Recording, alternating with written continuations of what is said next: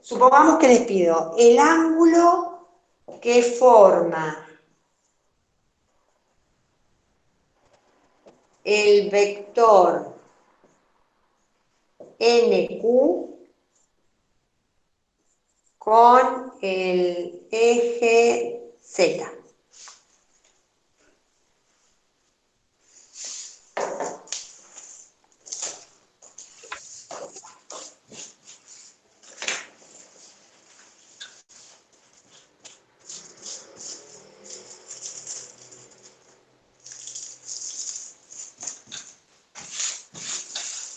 Bueno, a ver ahora, vamos a determinar un ángulo.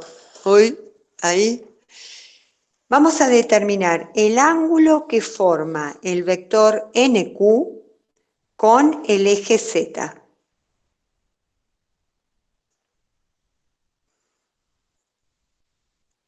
¿Tenemos este vector? Sí. A Lo tengo ver, que ¿cuál? calcular. Ah, bueno, muy bien, lo tenemos que calcular. Entonces, ¿este vector es un vector libre o un vector fijo? Fijo. Sí, es un vector fijo. Bueno, entonces vamos a generar el vector NQ. Era solo eso para molestar, nada más se lo dije. Para preguntarle, no tiene importancia ahora en particular.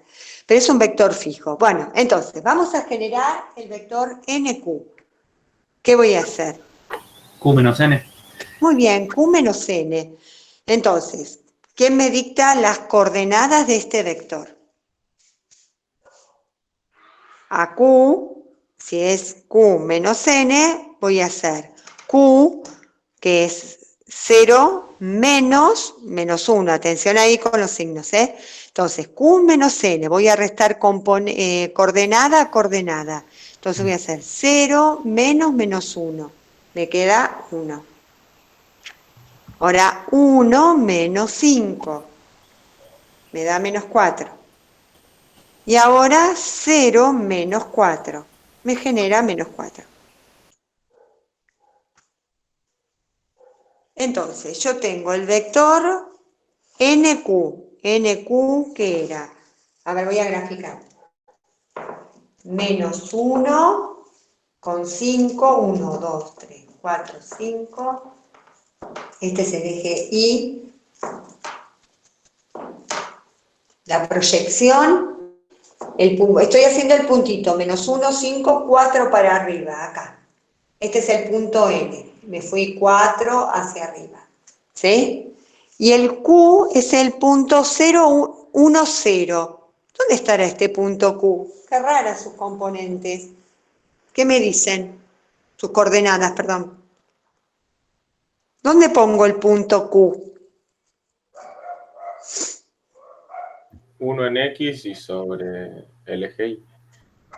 A ver, el 1 en el eje Y. O sea, fíjense que ese punto es un punto que está localizado en el eje Y. ¿Por qué? Porque tiene 0 de X y 0 de Z. O sea, el punto Q, todas las ternas en donde la X y la Z sean simultáneamente 0 van a ser puntos que quedan posicionados en el eje Y. Bueno, este es el vector.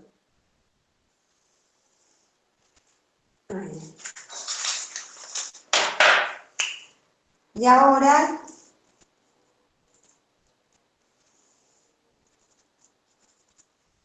viene como del octante, está por detrás, en el octante de atrás, y viene de atrás hacia acá adelante. Esto está por allá atrás.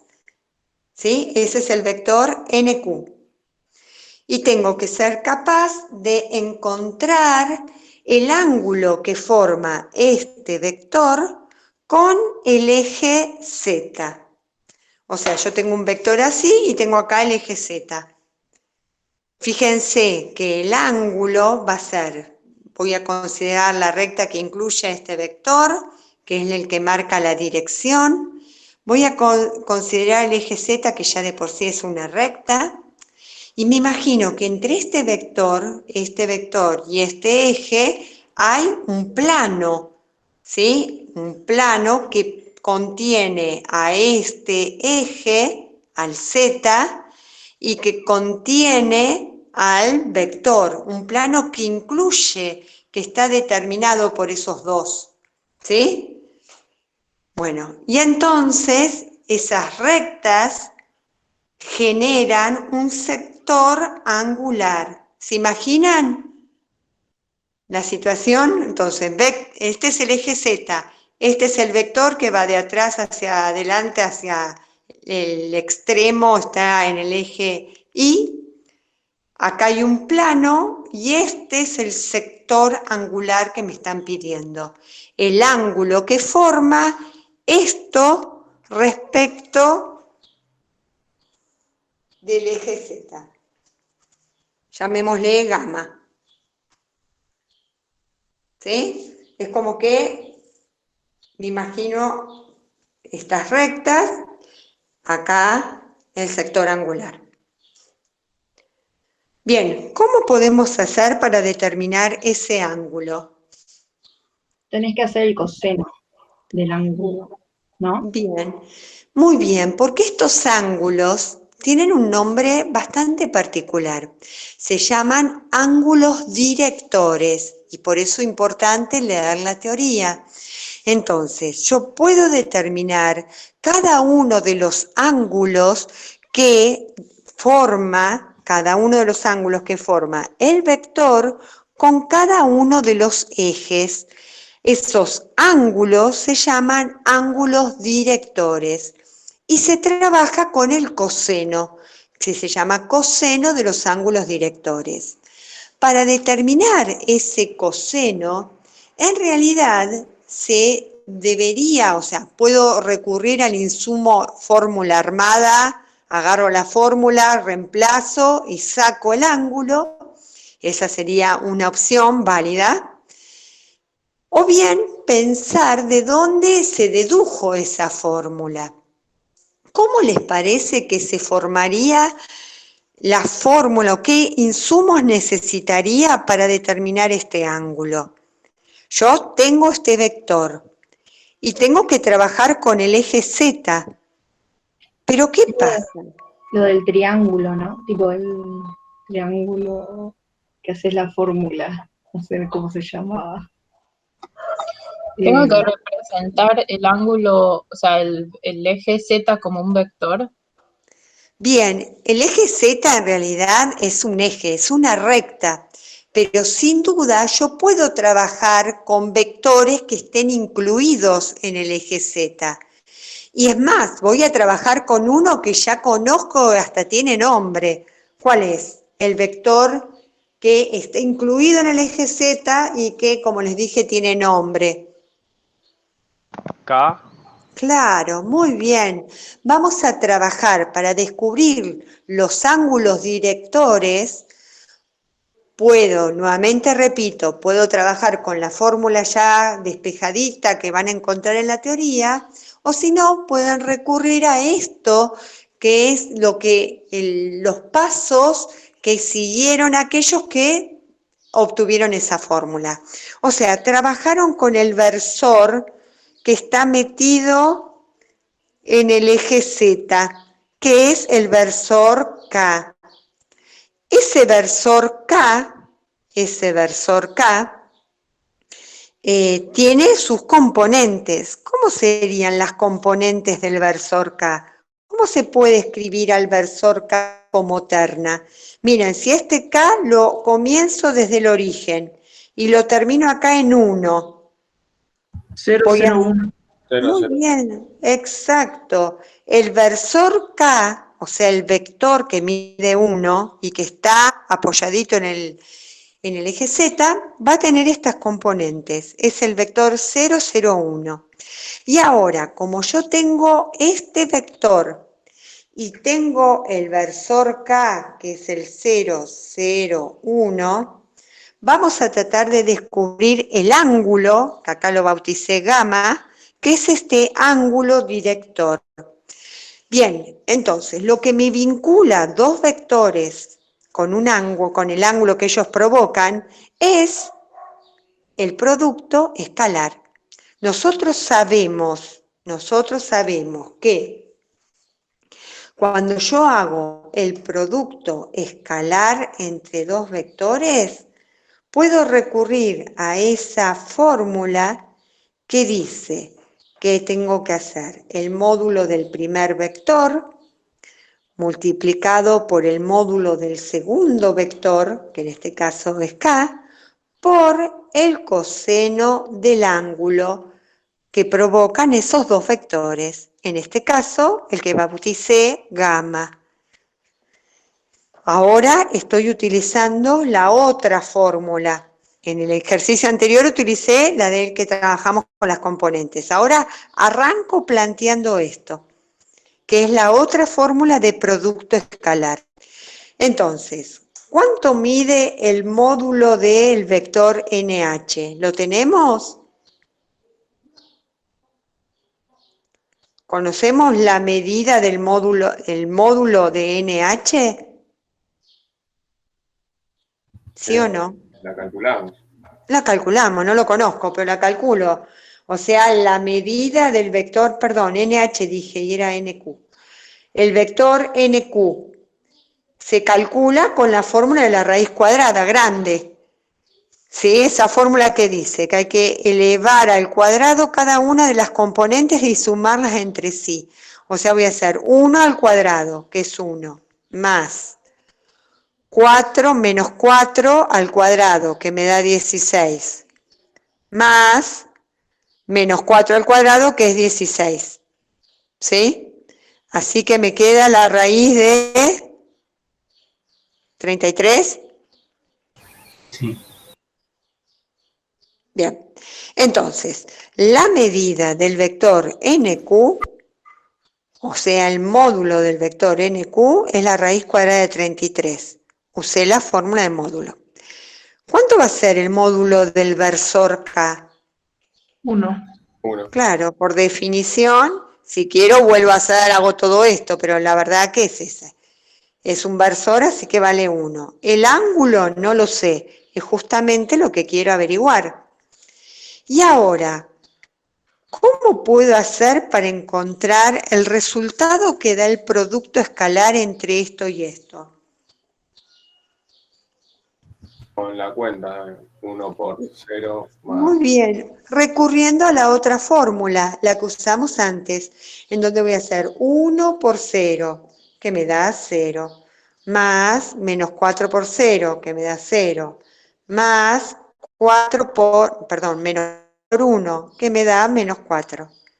O sea que acá estoy ensamblando las dos fórmulas, como son equivalentes, las puedo igualar. Una fórmula en la que me habla de los módulos, que el producto escalar equivale al producto de los módulos por el coseno del ángulo comprendido, y la otra fórmula de producto escalar, que es la que me permite calcular el producto escalar componente, o sea, multiplicando componente a componente y sumándola. En definitiva, me ha quedado, al hacer esto, me quedó simplemente menos 4. ¿Sí? Todo este producto me da lo que fue el módulo de NQ, que es la raíz cuadrada de 33. Y esto es el coseno del ángulo. Por eso que la chica que participó, y muy bien, dijo con el coseno, lo saco con el coseno. Porque uno puede no hacer esto y arrancar directo con esto, en donde lo que en realidad estamos escribiendo es la componente y del vector, perdón, la componente z del vector, dividido el módulo de ese vector. Profe, O o sea sea, que, sería la componente a la cual yo le quiero averiguar el ángulo, o sea, respecto a qué eje divido el módulo. muy bien, señor, perfecto, es así. O sea que si yo quisiera sacar el ángulo que forma con el eje X, voy a tener que hacer la componente X del vector sobre el módulo del vector, equivalente al coseno del ángulo que formaría con el eje X, que no es gamma, no sé, lo llamo alfa. ¿Entendés? Bueno, y ahora, ¿cómo despejo esto? Porque yo pregunté el ángulo, no dije, calculame el coseno, calculame el ángulo, dije. Con arco coseno. Muy bien, es una ecuación trigonométrica, así que despejamos este coseno, lo pasamos del otro lado como arco coseno de -4 sobre la raíz de 33. Y ahí vamos a descubrir el ángulo gamma. Alguno puede decir, bueno, si alguien lo hace, si quieren calcularlo con grados, minutos y segundos, van a tener que poner la calculadora en modo DEG. Si alguno lo hace con la calculadora, ¿alguno tiene para hacerlo? A ver si no. 134 grados, 7 minutos y 54 segundos. Gracias. 134 grados. 7 minutos y 54 segundos. Ah, Aproximado, pues 54.3. sí. Yo la cuenta sin que esté en modo DEC me va a dar mal, porque yo le hice, me había dado 133 y supuse que eran grados. Pero por ahí porque hiciste, por ahí tu compañero usó más decimales en la raíz de 33, por ahí la raíz de 33 vos le pusiste 5,8, no sé, no me acuerdo, no sé cuánto da, tiene que ser algo como eso. Y por ahí tu compañero puso directamente raíz de 33, entonces la calculadora trabajó con más cifras decimales y entonces le da con mayor exactitud. Pero miren lo que el símbolo salvador acá es este. Cuando al igual le pones la ondita arriba, ya listo, estás diciendo estoy aproximando. Bien, ahora, ¿por qué me está dando este ángulo y por qué me dio tan diferente a este? A ver. Porque se toma desde el eje X. Porque fíjate, no, es este y estoy con este, ¿no? Pero fíjate, este mira para arriba y este mira hacia abajo, entonces probablemente, si esto como por ahí vos lo decís que lo trasladás, si hago el vector equipolente a este, que coincide a su origen, suponete que esto o sea, este es un vector fijo, pero si hago uno que sea equipolente y que coincida acá, el ángulo que en realidad está formando, por el sentido que tiene este vector hacia abajo, es este que está acá, ¿lo ven? Que no es en realidad este que yo marqué agudo, en realidad me estaría dando como este, ¿ves? Que es obtuso, que es lo que estamos obteniendo acá, un ángulo de 134, 133, bueno, es un ángulo obtuso, este estaríamos obteniendo, ¿entienden? O sea que eso está provocado por el sentido del vector, ¿sí? ¿Se Pero eso es entendió? confuso, porque ¿cómo sabemos cuál de los dos ángulos tenemos que dar como respuesta? No, el ángulo es este. El ángulo es este. Yo en la gráfica que hice, fue una gráfica súper aproximada, como para que ustedes tengan noción de lo que estoy haciendo. ¿Sí? Ok. El ángulo es este. ¿Sí? Bueno. Entonces ese sería el método de verificación.